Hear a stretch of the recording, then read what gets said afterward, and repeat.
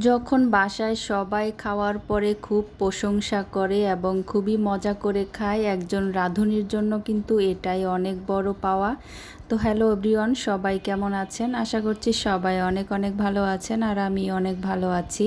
তো আজকে আমি তেহারি রান্না করব। তো তেহারির জন্য গরুর মাংস নিয়েছি এবং মাংসগুলো খুবই ছোট করে কেটে নিয়েছি।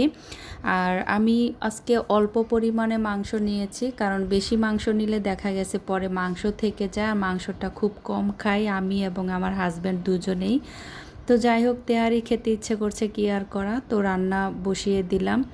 তো মাংস দেওয়ার পরে আমি টক দই দিয়েছি, তারপর দিয়ে দিলাম একটু বাদাম বাটা, আর এটা বেরেস্তা করে রেখেছিলাম পেঁয়াজ, সেই তেল দিয়ে দিয়েছি, সাথে একটু বিরিয়ানি মশলা দিয়েছি, 1 চামচ করে আদা বাটা রসুন বাটাও দিয়েছি, আর দিয়ে দিলাম কয়েকটা কাঁচামরিচ। তো কাঁচামরিচটা আমি একটু বেশি পরিমাণেই দিয়েছি, তারপর সাথে কয়েকটা গোটা মশলাও দিয়েছি।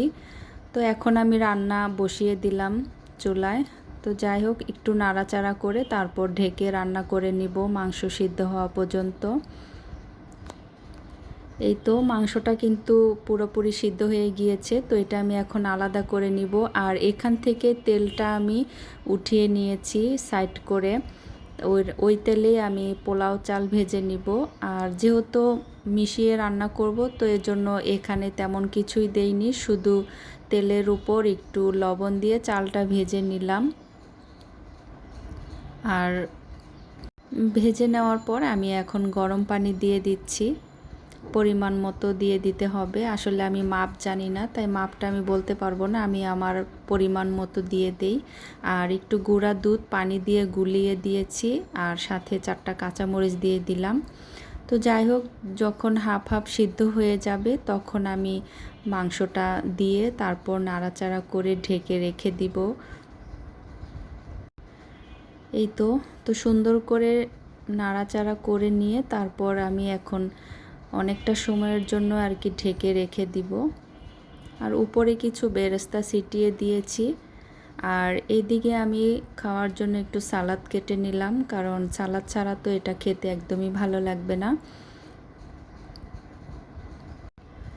আর আজকে আমার তেহারি রান্নাটা খুবই সুন্দর হয়েছে, একদম পারফেক্ট এবং খুবই ঝরঝরে রান্না করতে পেরেছি।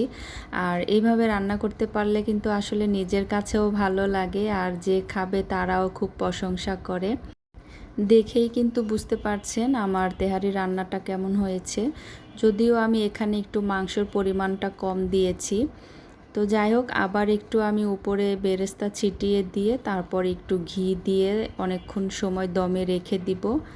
আর আমার এই ভিডিওটা আপনাদের কাছে কেমন লাগলো অবশ্যই কমেন্ট করে জানাবেন, আর সবাই অনেক অনেক ভালো থাকবেন।